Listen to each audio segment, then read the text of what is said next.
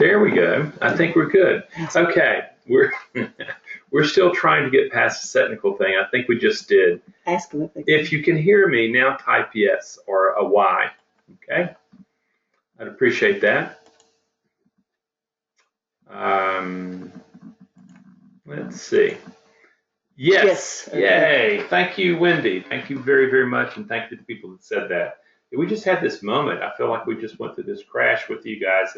This wild week is that we were ready to go, and all of a sudden everything just went dark, and then we couldn't get our microphone going. And I'm glad to hear it's going now. First of all, for those of you who have gotten through this wild week, and it's not over, all I can say is my hope. Sounds like you're speaking from inside a box. Sounds like I'm speaking from inside a box. Geez, let's see here. Yes. Well, I'm not looking at anything that we can do. Our mic is showing fine. Is this the right mic, Doris? Mm-hmm. Yeah. That's the right mic? Mm-hmm. Okay. Well, we're going to have to go. Anyway, my friends.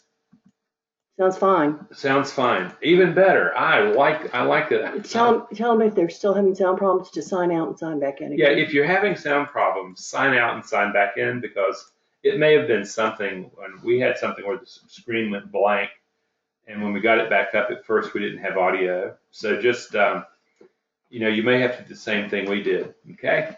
So anyway, friends, I want to thank you for being here this afternoon, and I hope that you have survived the wild week. I was noticing David Dubay, a really fine trading coach, is with us today, and his comment was wild week, and I bet this is a wild week, my friends. And speaking of that, how to maintain emotional control in the moment. How many times have you used the words if and if only to describe how close yet so far away you are from the next level in your trading? Now, that next level could be getting to profitability. It could be moving to the next level. It could be hitting a sustainable income. All those are levels for different traders in different moments in time.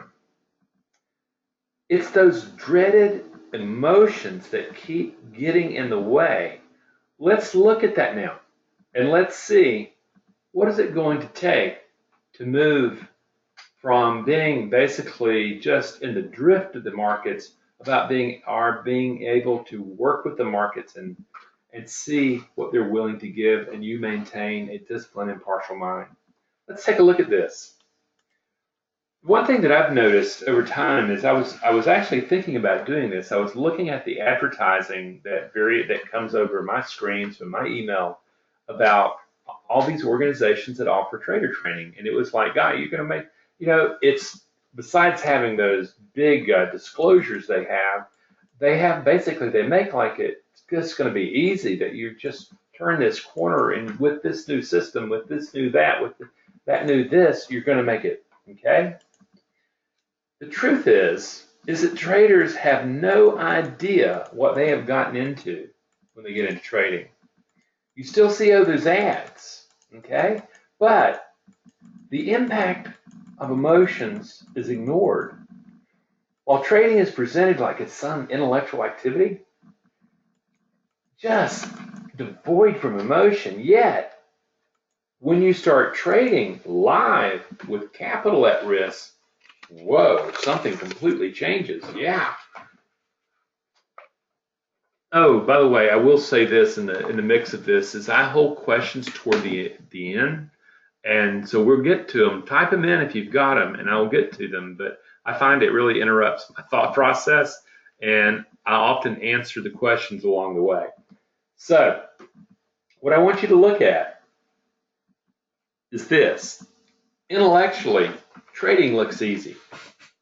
The problem is when you try to do it, and you get all that truth business, and you're going, hey, something as easy as this sounded, I'm in deep water now, and something has to give.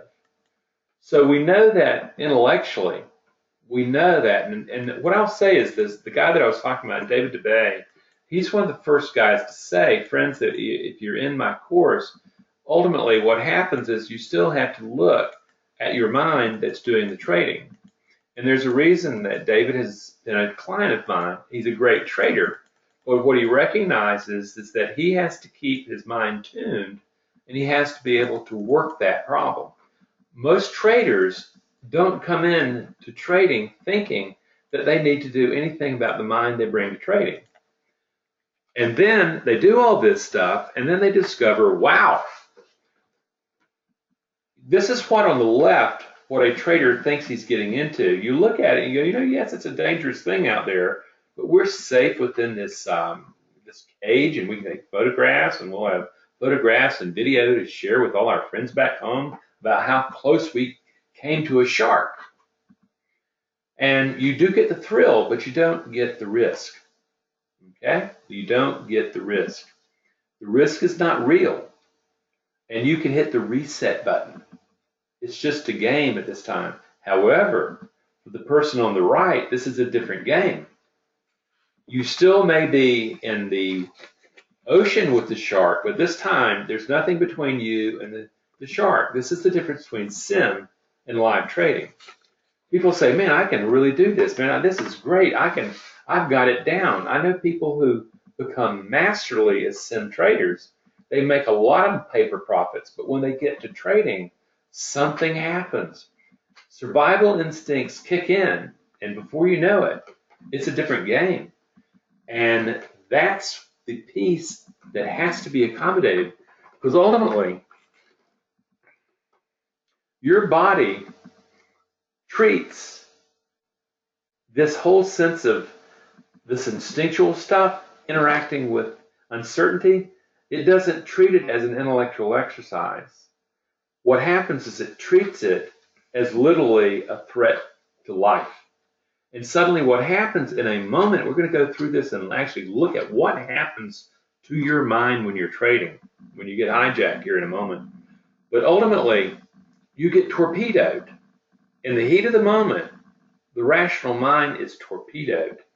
You might talk the talk of risk management, but to the untrained mind, sensing uncertainty and risk triggers the automatic nervous system to bam.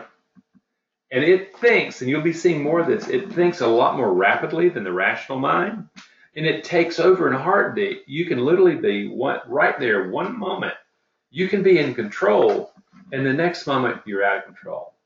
That's how fast this is, and I want to show you what you're up against. I promise you, you did not have an idea of what was going to happen to you. All a trader, what happens is that you are managing a practice of managing uncertainty and risk, never comprehending what you've got yourself into. Look at this. When you take a look at this illustration, suddenly you get an idea. Everything's been cool. You walk out on the diving board, you look down, there's nothing there. Suddenly the height, all that stuff kicks in, and you really get it. The brain is built to experience the combination of uncertainty and risk as imminent biological threat. Okay? Now that sounds like an intellectual exercise, but you've experienced it, friends. Whether or not it's just having dread walking into your trading room, whether or not it's looking for more confirmations and finally getting so many needs for confirmations that you never get in the trade, you see the brain acting as that uncertainty and risk as an imminent biological threat. When you get into a trade and you get some profit, and suddenly you have this urgency to get out with a little bit of meager profits you have, you're experiencing the same thing. This is how powerful instinctual emotions are. So, you've been sold on trading as if trading was all about platform and methodology. That's what you're looking at here. What I want you to grasp here is that trading really is more like a three-legged stool that has to work together. You need a good trading system. And a lot of people go through a lot of effort to finally find one that works and doesn't fall apart. Then they go into the methodology, how to manage risk. And you go through a lot of stuff. Man, how many indicators have you got? How many different teachers have you done? How many trading rooms have you been in? You're all looking for the Holy Grail. You're saying, if I only find it, then everything will be copacetic. But what hasn't been taken account of is who's driving the methodology, who's driving the trading system. Okay? There is just little problems, and it's called trading psychology, that keeps raising its ugly head and spoiling the dream. But yet nobody likes to talk about this trading psychology stuff. Yet what you discover is once you know how to trade, once you've spent your 2 to 5 years learning a system, knowing how to trade, and being able to produce paper profits, you come to the moment where you realize is that this is a head game. This is about what beliefs do I really have that are being engaged with uncertainty? What do I really believe about my ability to manage uncertainty? And then you're projecting those onto the markets, and you're getting a feedback loop in your trading account. And friends, this one piece right here is the most neglected piece in trading. Nobody tells you about it. Yet, when you get it, that 95% of traders aren't making money, and only 1% are making good money, really good money. You start to go, wow, man, there's something really missing here. And all of a sudden you go back to, what's the trading psychology? What are the beliefs and actions that are driving my methodology? Okay? You can have a great methodology, but if your beliefs are about that you're not going to measure up, that your beliefs that you're powerless against this big machine, or it's not going to work out, the beliefs are going to dominate. They're going to spoil the performance that drives that methodology. So we get this, is that people get really good about their system and about their methodology, but then they just neglect the mental side, the emotional side of the game. This is the glitch that crashes the dream, friends. And until you solve this problem, you're not going to make it as a professional trader. But don't trust me. I mean, I could just be sitting here trying to sell you something. What I'm asking you to do is to trust the truth revealed in your trading account. And ultimately, what you're looking at in this image right here is the problem that traders have all the time. You need that higher cortex to trade. That's the one that can work in probability. That's the one that's logical. That's the one that's rational. What you get in a hijacking is what's on the right. You get a absolutely hijacked, disabled higher cortex, and you have an amygdala running the show that's all about fight, flight. How many times have you experienced that? And after it's all over with, you look at it and go, what was I thinking? Why did I do this? Friends, this is why. The survival instincts of the emotional brain sees threat, hijacks reason, and there you are. The question is, do you really want to stay there? Okay? Let's take a look at this one step closer, because I'm a glutton for this. I want people to see that yes, the dream of trading is very possible. But to get to that dream, you're going to have to reorder the mind that you bring to perform, that drives that methodology of yours, that drives the trading platform. And I want to look at it. This is actually a schematic about the way this works in the emotional brain and the higher cortex too, okay, that thinking thing, the neocortex.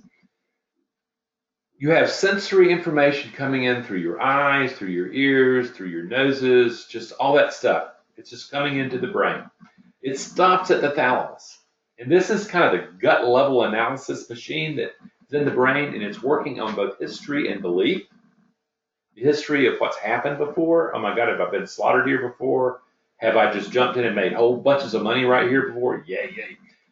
And what do I really believe about? Is this a danger, or is this something that I'm ready for? The thalamus makes a quick decision, a quick gut level decision about whether or not it's dangerous or not. Okay? Right then and there. It sends the impulse out. 12 nanoseconds later, it's to the amygdala. Fast. smoking hot fast. Meanwhile, if the thalamus even sends the message to the neocortex, that thinking part, it's going to take 24, twice as much time for the high road for you to be able to use your thinking, your logic, and your reason while you trade. So the fear-based system of the amygdala, or the anger-based system of the amygdala, has already activated before the neocortex even gets started.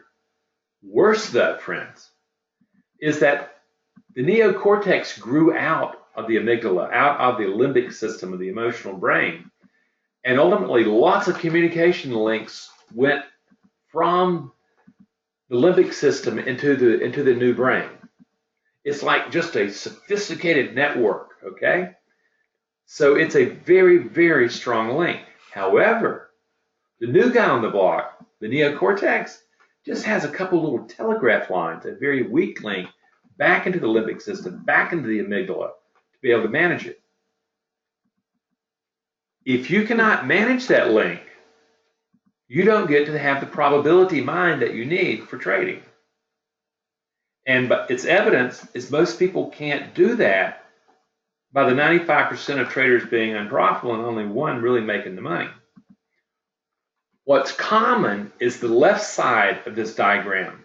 It hits the amygdala and fires right into the survival mind, and all the adrenals crank up, the cortisol cranks up, everybody cranks up, and you're in fight flight. And suddenly you're making decisions, okay, between literally, wow, I'm making decisions from fight flight versus probability mind. And friends, this is the big thing about sim or live trading, about the shark on the outside of the cage, or the shark that you're really swimming with in the water, is that there's a weak link and everything's loaded by your brain to go down the low road through the amygdala and fight flight. The thing is, in sim, there's not really a danger. It's all reset buttons. Swimming with the shark, putting capital at risk, though, completely different animal. It's real. You're playing for keeps. It's a very big deal. So we have to learn how to interrupt and reroute the biology of uncertainty. Uncertainty is what you see on the left side of this graph. Probability is what you see on the right side of this graph. The brain's not built for probability, it's built for certainty. This, I hope, allows you to see the problem that you face. This is what all those wonderful ads that tell you how much money you're going to be making and all that stuff, this is what they forget to tell you. That's the part you have to master. The brain deplores uncertainty. It wants control. Without control, the brain is plunged into vulnerability. Okay? And that's the big problem, friends, which is directly linked to the fight-flight response. You trigger this response every time you experience self-doubt, every time you experience grandiosity, every time you have an emotional hijacking, every time you engage uncertainty. And yet, these people are saying, yeah, just use this system, use this stuff, man, don't worry about it, you'll be making money. They're not recognizing how the brain works and how the brain is totally stacked up against you. And the brain, in a push-come-to-shove match with the mind, is going to win every time, friends. Will means nothing. It just hijacks the whole darn thing. So we're looking at this and we're going, wow, we get this. We know this vulnerability. I'm going to experience vulnerability every time I experience uncertainty and risk together. And vulnerability is hardwired to fight flight. Wow, well, what am I going to do here? And now I hope you can understand why you're having problems with emotional control in the middle of heat. And here we go. I want to show you the vulnerability line. What you're looking at right here is literally just any event that activates uncertainty. That would be like deciding to get into a trade. That could be looking at it and saying, I'm about to risk capital, and yeah, everything is lined up and it says this is a valid setup I need to be in. Well, what you know is you're risking capital. That's getting into the ocean with the shark. You are then activating uncertainty right then and there. Uncertainty automatically activates the brain's vulnerability.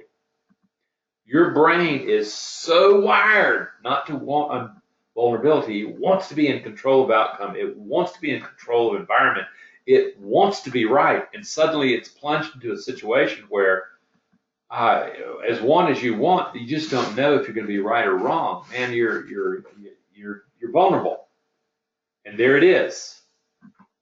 Down to threat to survival, down to fight, flight, activation. However, if you were able to manage this, if you were able to build the mind, like we teach in our courses, how to produce disciplined curiosity, how to produce an approach situation where you step back out of this default programming that the brain's been trained to experience between uncertainty and vulnerability and fight flight, and you go something, I can retrain the brain to hit vulnerability and move toward disciplined curiosity. Yes, you can. That's the approach motivation, and that's what I call the probability mind. It has to be trained, though. It's not natural. And that's the point. And I want to, and this is actually one of my favorite tennis players, and it's because he's no longer a young man, okay? And what he's done is he's reinvented himself. What I want you to imagine is, do you think a guy like Roger Federer is just sitting there going, you know something, I'm just going to go out there and win, I'm going to dominate, stuff like that? Well, the truth is his body has had enough problems, he's had enough injuries, he's playing at the very top of the game. And what's interesting is listen to his quote.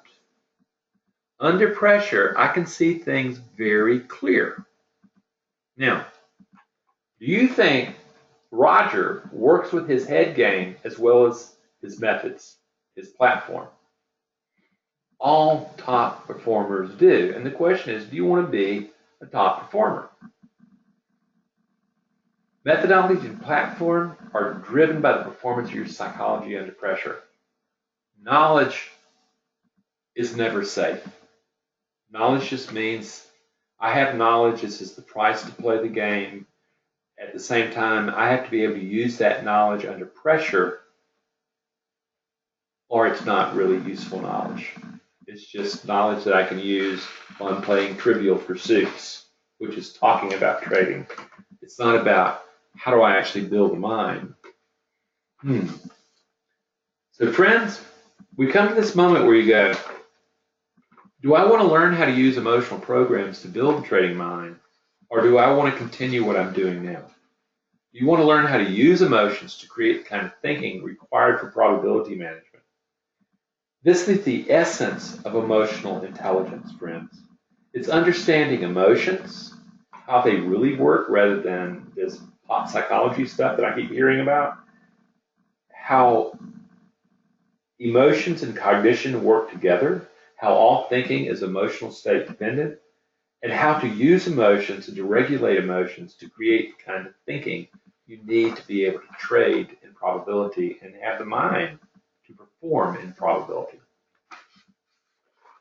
And what you're looking here is we teach a process, okay? It's not an event. It's a process.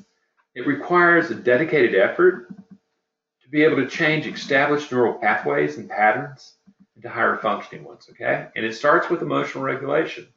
You really truly have to be able to regulate the intensity of the emotion. If you don't, you're never going to get to the mind where all the fun stuff is. The second thing we teach is mindfulness. You're going to need to develop a very different understanding of the mind than you currently have, and I'll be talking about that a little later.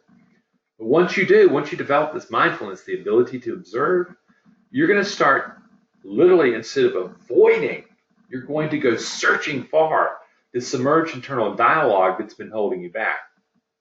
You'll find it. You just didn't want to. You tried to throw it away. You tried to get rid of it, but darn if it doesn't come back to you again and again and again in trading. So you might as well, if you're going to be successful in trading, you're actually going to have to do something about it rather than ignore it. The fourth thing is we start teaching you how to free what I would call your heroic nature from exile. You have the capacity to have the mind in play, just like Roger there, that allows you to play under stress from an optimal mind. It's different than what you came to the game with, though. The mind that you brought to trading is not going to be the mind that's going to bring success in trading. Fortunately, that mind can be built, and this is the way you do it. Then, from that empowered nature, or what I would call your heroic nature, you're going to embrace the internal struggle again.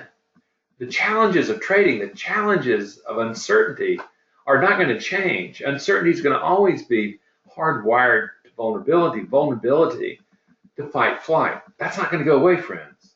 What's going to change is the emotions that you bring into play at the moment of uncertainty and vulnerability.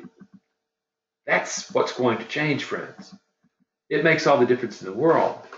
The sixth thing we teach is that you have to become intentional as a practice. You just can't decide, oh yeah, I'm going to go in there and trade. You're going to be checking out your mind. You're going to be learning, you know something? If my mind's in the right place, I'm ready to trade. But you know, the thing is, as a professional trader, I know that if I can't get my mind right, I'm not going to be so foolish as to trade and put my emotional system through an old way of dealing with uncertainty that leads to fight flight. This is what we teach, friends. And it's a process. It's something that anybody can learn. The next thing is this, is that emotions are at the root of cognition and the way you see things, okay? Number one. That's the number one thing in the world you need to understand. And what you realize is that you are not a rational being. You are an emotional being that has a rationalizing capacity. And what we want is to be able to come to the moment and say, this is the first step, friends. You get it by managing the emotions that create the mind. You manage the emotions that arise even before you have the mind retrained. That's what we're out to do. And what does it really look like? You've seen guys like this. You've seen the fear. You've seen the anger. You've seen the revenge trading. You've seen the freezing of the thumb on the trigger. You've seen people falling apart during trades. You've seen the self-loathing that comes after taking a loss. You've seen all that. That's the stuff. Traders don't recognize emotions until they're ran over. That's too late, friends. Nor do they know how to calm them down.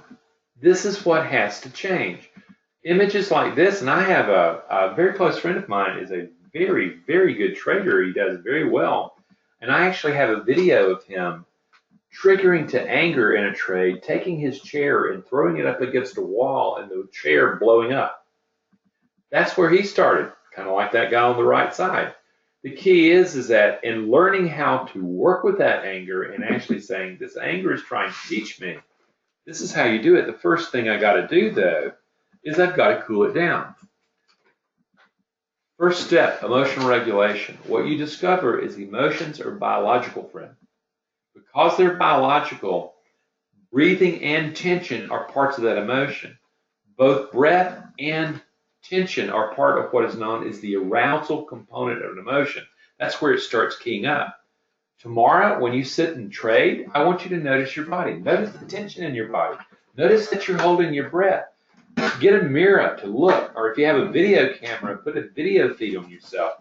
It's a humbling experience to see, oh my God, I've already been whacked out by emotions, and I haven't even started trading. I had no idea the emotion was there. This is a call for emotional regulation and emotional intelligence. You have to develop it. Thank God you can. What you can do by using the body to manage the biology of the emotion, you can calm the emotion down. What does that do for you? Do you see that little pinpoint, that little almond-shaped thing in that guy's brain? That's the amygdala. That's the one that's the center of fear. What happens when you calm your emotion down? What you're doing is you're calming its hypervigilance to hijack mind. Once that baby triggers, it's generally 45 minutes before you get your handle back on. Yet using breath and relaxation, you can interrupt the power and you can calm the amygdala down so that it doesn't reach fight flight. You've got a good fighting chance to maintain the kind of mind, the probability mind, the disciplined and partial mind that you need at that moment. Emotional regulation starts that process. That's not enough though, friends. Emotional regulation, as much as I tout it, is, it gets you to the door of the mind.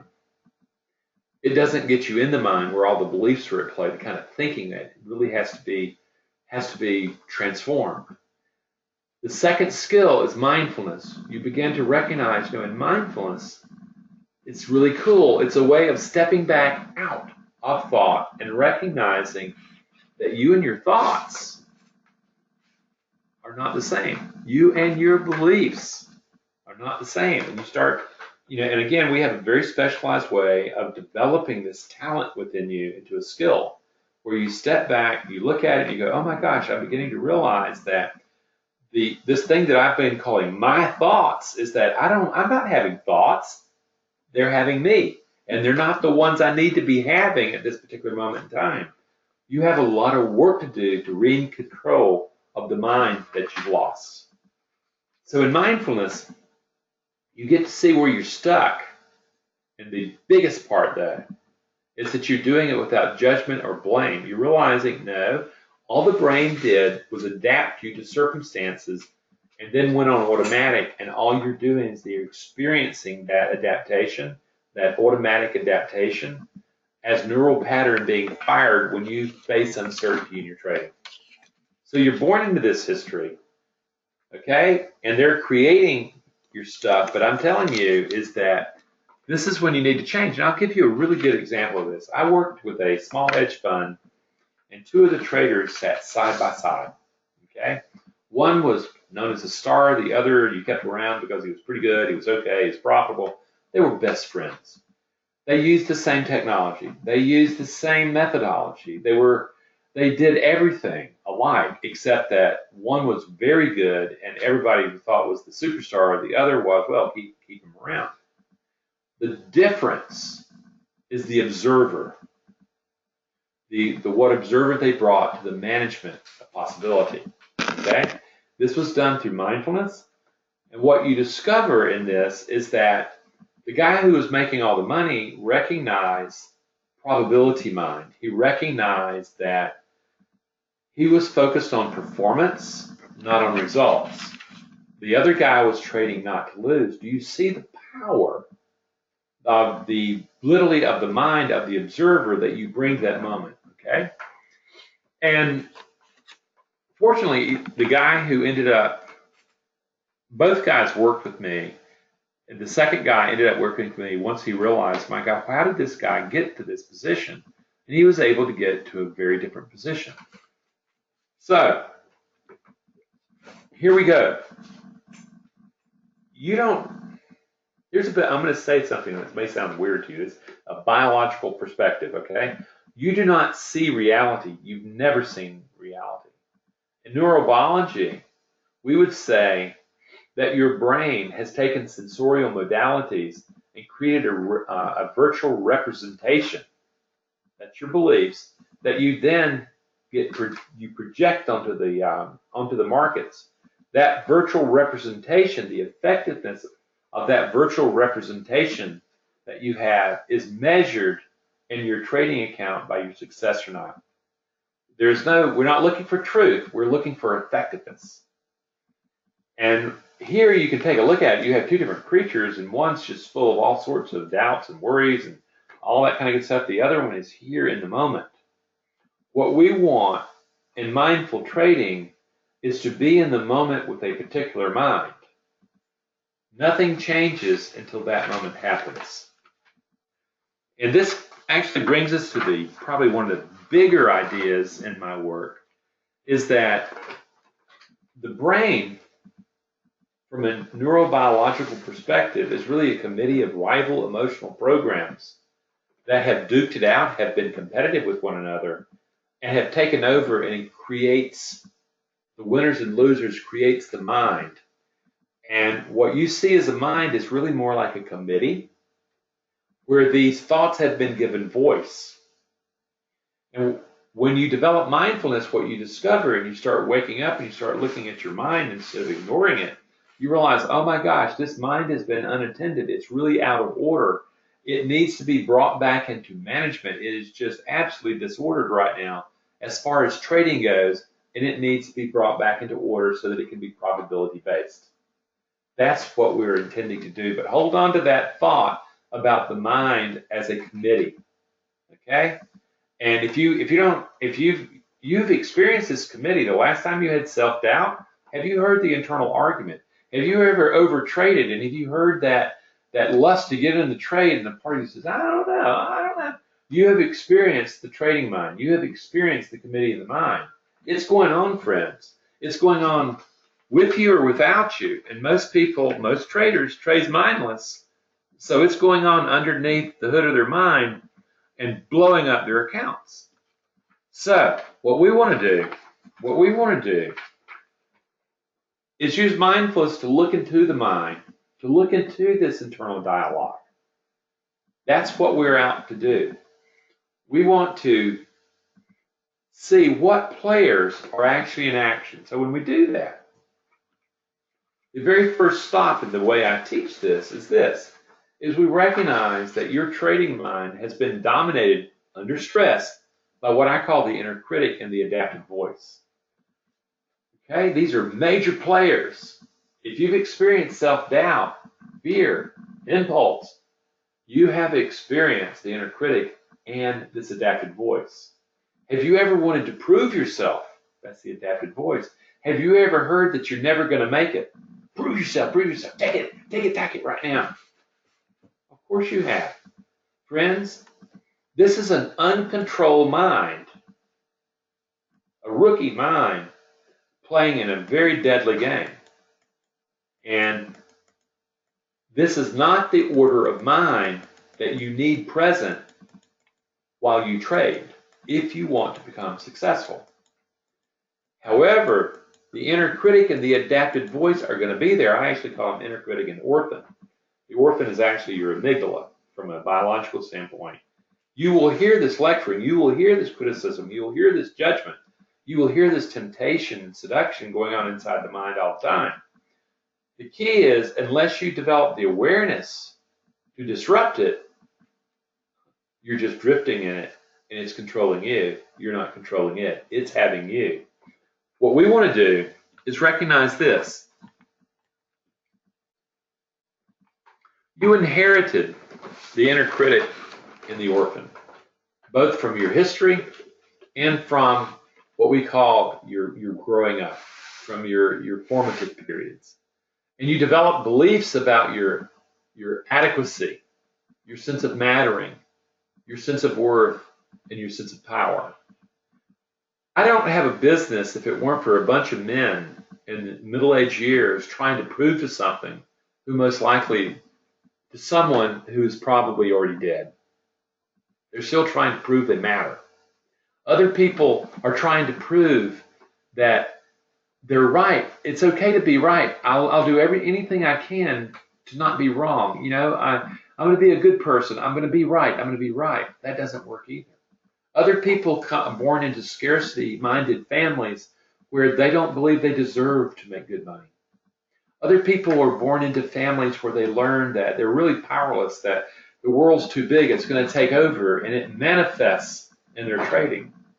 These are history, friends. These are your default programming that can whisper or shout in your mind's ear. What I'm saying is you've got to kind of get in control of this to develop the trader's mind. Fortunately, you can free your heroic nature from exile, friends.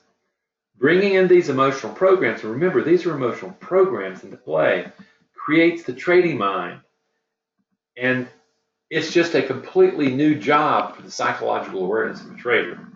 You discover that in the same way that the fear and judgment that you've experienced from the inner critic and the orphan, just as those are there, you also find that courage, discipline, self-compassion, and partiality are always there too.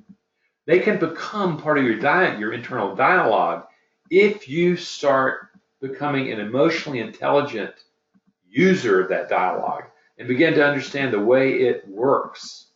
And let's take a look at that a little closer, okay? The interesting thing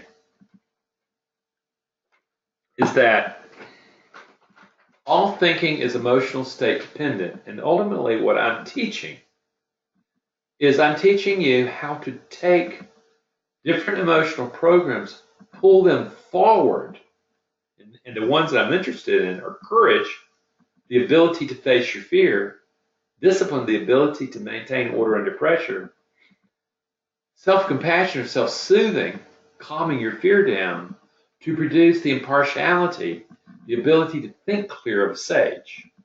That's what we're doing. These are all traits within the human genome. The difference is that your brain has not embedded them as default programming in trading.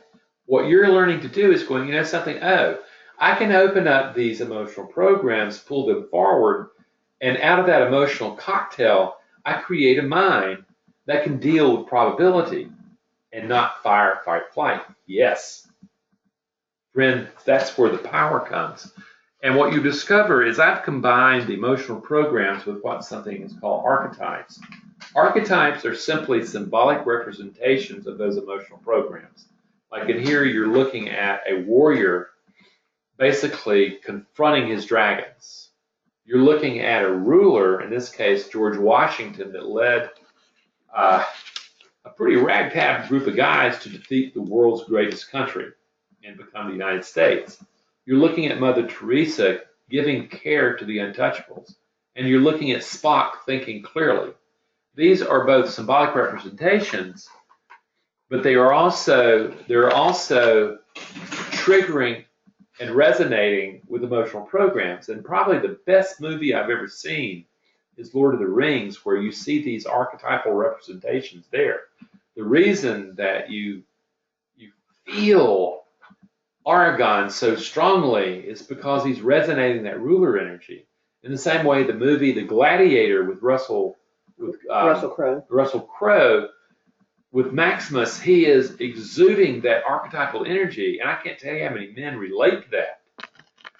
But ultimately, these are the traits, the emotional traits that are necessary to build the mind for trading.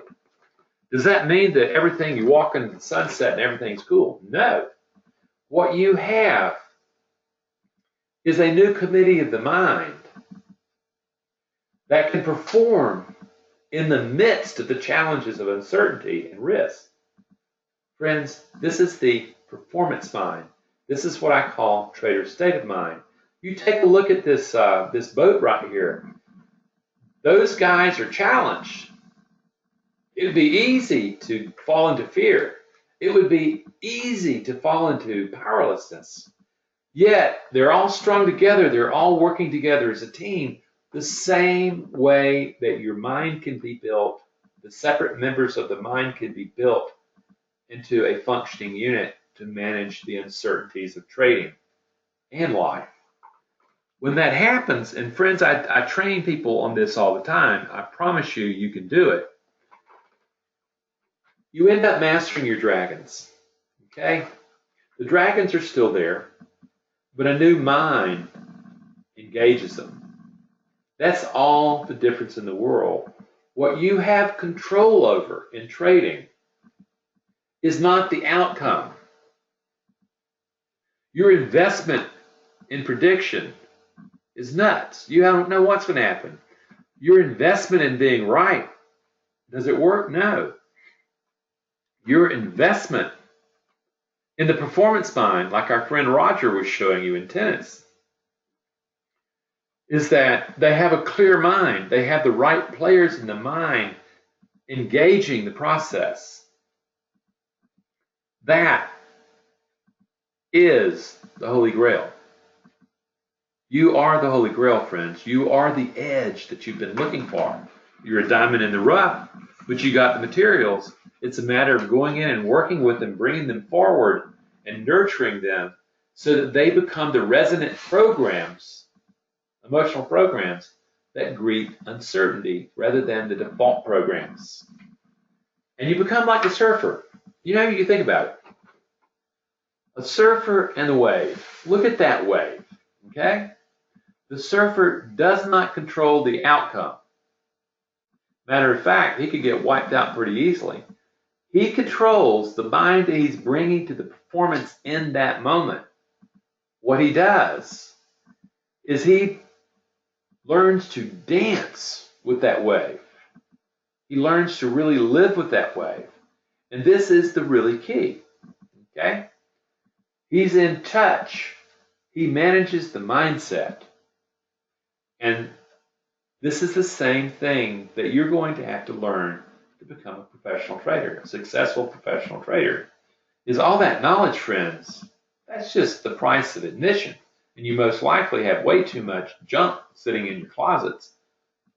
What's necessary is to develop the mind that drives that methodology and that platform, that stable mind that can go through the last week and walk out disciplined and impartial.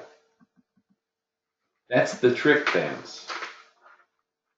The question is, do you want to do it? Because ultimately this is that there is going to be a committee of the mind. There's no way around that. There are going to be voices in your head. The difference is you have the decision about which ones to listen to if you train yourself. It's going to require some training, friends. The committee of the mind is going to be there. And tomorrow, I ask you to sit there and go, what mind am I bringing into this moment? Really check out, and don't necessarily trust yourself. Start observing your body. Look for the tension. Look for the tension in the shoulders, the jaw, the legs. Look for the breath. Look for all these things. Notice the heart. Start noticing, are you trading from fear not to lose, or trading from fear, or with the anticipation of chasing the trade, making things happen? All will have elevated stress levels. Or do you have the team together that's looking to see what the market will give and recognize that you don't control winning or losing. You can control your performance. And that's the edge. This is your moment. This is what you're going to have to learn if you're going to become a professional trader. What's next step? Well, first of all, if you've never heard of me, or if you're a beginner, I encourage you to go to my website. It's down there. It's the www.mytraderstateofmind.com, and get my free book, the free one, okay? And just start reading and start exploring about what on earth you've gotten yourself into. But once you've done that, you also notice there's a lot of articles. You notice that there's a lot of videos. Educate yourself. It's free. Get yourself where you're going, okay, I'm beginning to understand this. And then you start going, well, how do I change? Some people find that reading the book, using the workbook, and getting some of the general guided meditations is all they ever need. Other people recognize, you know something? This is really interesting stuff. And what he's doing is he's training to a process. This is not just some helter-skelter thing. It's a process that takes you from one thing, adds another, adds another, adds another. And we teach it in our group course and our individual course. Okay? Ultimately, that's where it's going. Just depends on whether or not you want to develop the mind that can engage the markets from a professional standpoint, friends. That's the big deal. So, the thing about our group course, it starts in March. It's 5 group meetings with me, and you have a virtual classroom. It's open 24/7, and the next class starts March 22. I encourage you, okay? Registration is open now, and we already have a number of people who have joined, and what they're doing is they want to get a head start, because what happens with traders is they will sign up late, and they're way far behind when they get there, because when you get to the first session, I will have assumed you have been practicing with the emotional regulation section already, and we're moving. There's so much material in this course that you're going to have to really get that you really need to get there. And what I'm doing is I'm offering a free gift for sign up. It's a $200 gift in emotional regulation for early sign up, because I want you to get started early so that you really max out on this course. Okay? The next thing is the individual course. This is for people who are dead serious about this and they realize the value of a mentor. It is a very highly comprehensive and personal course with me. It comes with a completely different set of educational materials that's much more comprehensive. But the major thing is it comes with 10 one-hour sessions with me over Skype over a 3 to 4 month process. It's powerful.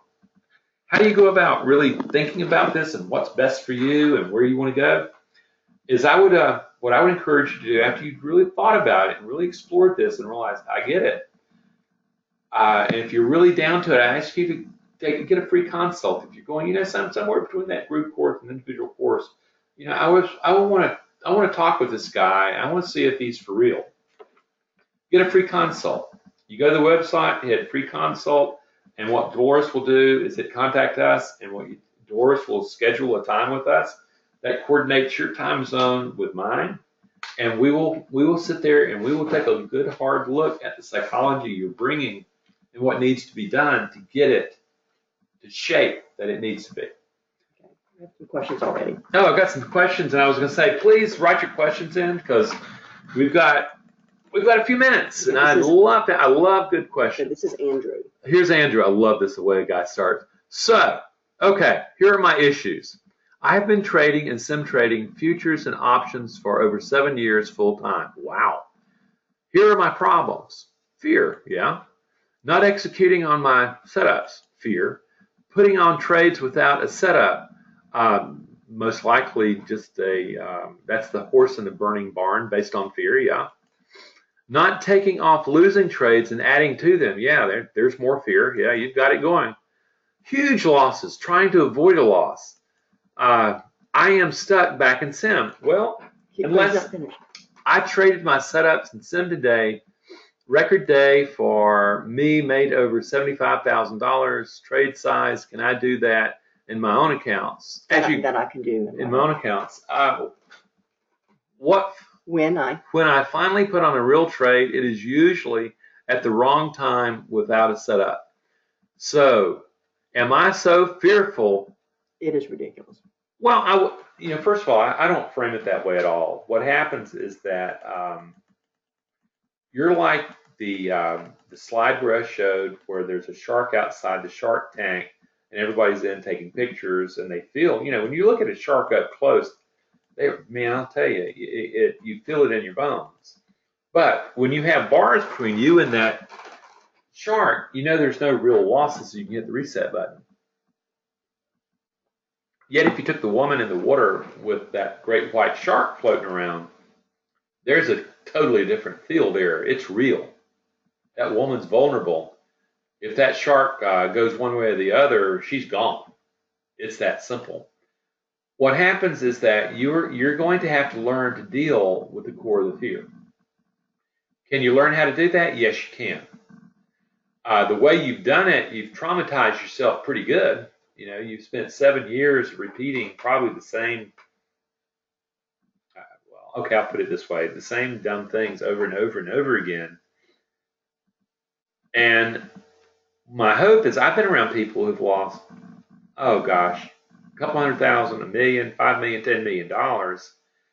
And it really comes down to, if they'd only realized, if I'd only accepted the humility to say, I need someone to help me to get past these issues and find this core that I know is inside me. And I would encourage you to get the free consult. If I were living like that, it would be insane. But yeah, you can overcome that. I hope you decide. This is Diego. This is Diego. I am profitable 78% of my trade days. The problem is that I lose a lot on my losing days. Yeah, that's the way it works. I just can't stop trading to try. I can't stop trading to try. I can't stop trying to come back. What can I do to work on that? Well, the simple thing is talk to me about that. If you want some advice, what you're having to do here is that it is very common when you take a look at a professional trader who's making money and a trader who's not making money, what you will see is almost everybody has regular okay days and they'll have a few really great days. But what you'll see with professional traders is on the losing days, they keep their losses small. They don't lose the psychological control to get sucked into the trade. They realize that when you get into a trade, if their hypothesis is not right, they get out of the trade. There's a very fine trader in the audience today. His name's David Dubay, and if you want to meet someone who can really teach, he's one of the few that I really truly recommend. He gave me an example about a year ago when he and I were talking. He says, Randy, I was taking what I call an intuitive trade, and David's been around for 35 years. He's got all the trappings of trading success and all that stuff. And because he's been around so long, his intuitive trades are literally just that he doesn't know how he knows something, but he knows it. And he said he gave his group and said, I'm going into this trade. It's an intuitive trade. He got into it, and it didn't meet criteria, and David just got out of the trade. There wasn't a big deal about it. There was anything. And other people stayed in that trade and ended up making a lot of money. And they said, oh, David, you didn't stay in. David, you didn't stay in. You should have. And David said, no, it didn't meet my criteria, and I got in. It wasn't there, and I got out. There was no, oh my God, I can't let it lose. I can't let it lose. I'm not going to give it a little. David comes to that, probably with a natural streak, but he also trained with me. Okay? That's the kind of stuff you're looking for, and that is a difficult pattern to change just trying to do it by willpower, friend. But the real key is what you're doing is you're saying, I need to start training myself after I've been winning. I have to train myself not to allow myself to fall into euphoria. You would call that feeling good or overconfidence. That's the longer answer in what you actually have to do.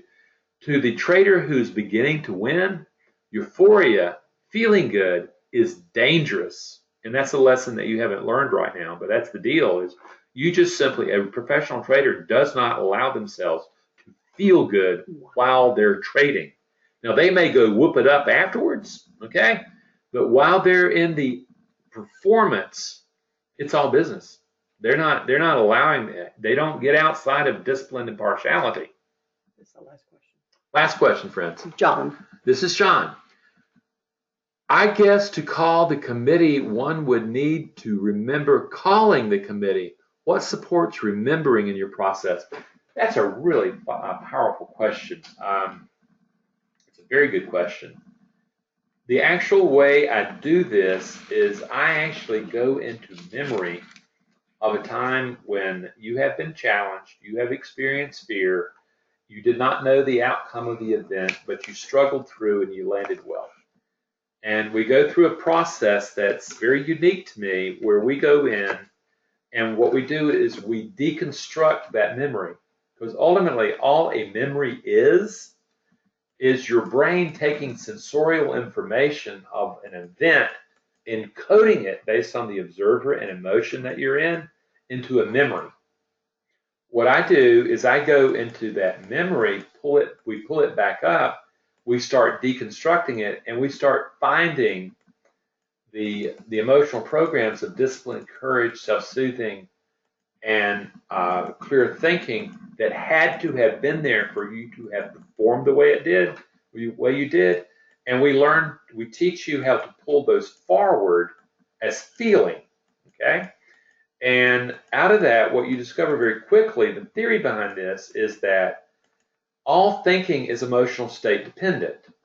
When you feel an emotion in you, what you're feeling is the chemistry of the emotion altering thought. And what I'm doing is I'm teaching you how to take a memory and build a feeling state, a cocktail, that allows you to produce a disciplined, courageous, self-soothing, and impartial mind. That's what I'm doing. We have to do one more. Okay, one more, but that's the answer to that. I don't know the first name. I don't know if that helps you, but that's the way I teach it, and it's actually a very technical process. The way we actually call it emotional enrichment. This is Jay Wagner. I don't know. Okay, this is Jay Wagner, and I'm assuming I had a chemistry teacher back in college by the name of Jay Wagner. Randy, I have followed you for years and am a big fan. Well, thank you very much. I recently found myself doing the best I had ever done in trading, but uncomfortable in that place. I could feel myself being stretched, being there, and could only stay in that place a couple of days before reverting. Yep. How does one stay in the new mindset that is newly formed? Thanks. Jay Wagner, it's called Become a Client of Mine. That's a silly answer, but I'll answer it another way, this way for you, is that the key is what you're doing is you're looking at a situation of worth at that particular moment in time, okay? And you're going, you know something, I've done all this and I've gotten this stuff, and do I really deserve this? And the truth is a lot of people really don't believe that they deserve, okay? And all of a sudden you get there, you're uncomfortable with it. That discomfort is a sense of, oh, this doesn't feel like me. It might even be shame. And what you need to be looking at is the historical dialogue that is triggered by your success. Because what you're talking about appears, and again, I don't know you.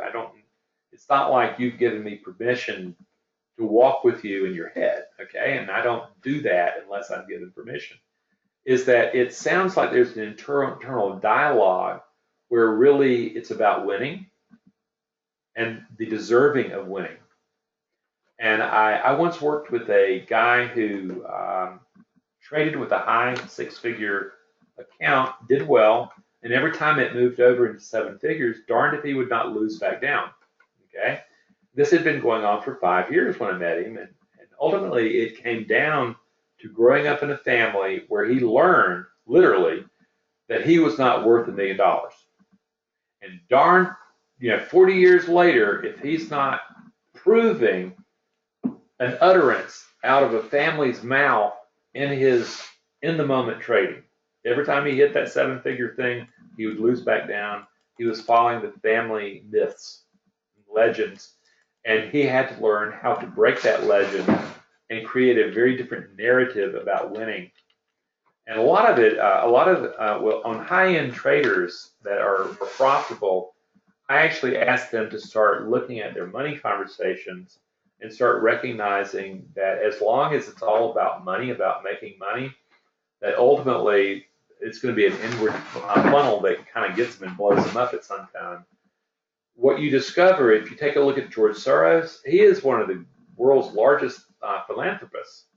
What you discover, and I'm not saying that I like him, I do like him, and I'm not saying he's a perfect example, but what you discover, his conversation about money is much bigger than what can I keep and what can I take.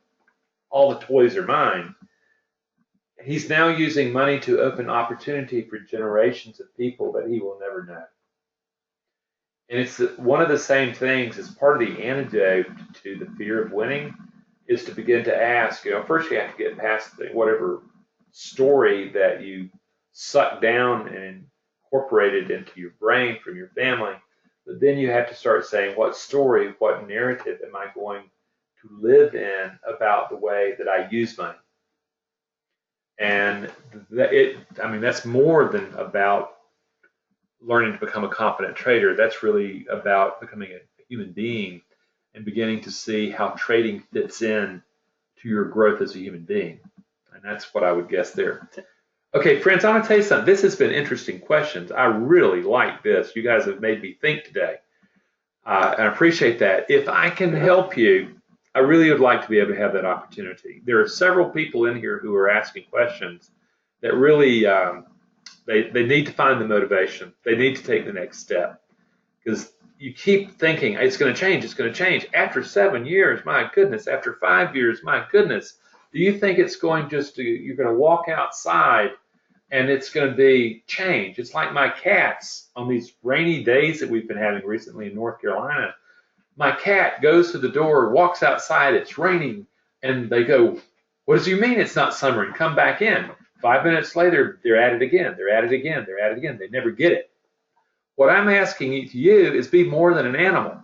Recognize and go, I get it. Nothing is going to change unless I enter the process of change, no matter how deep your pockets are. Okay? Friends, I wish you well. I cannot tell you how much I hope that you find deep meaning and value in yourselves in the way you live your lives, and that you learn to use trading as a fulcrum for that. So thank you very much, and if I can help you, please get in touch. Take care. Bye-bye.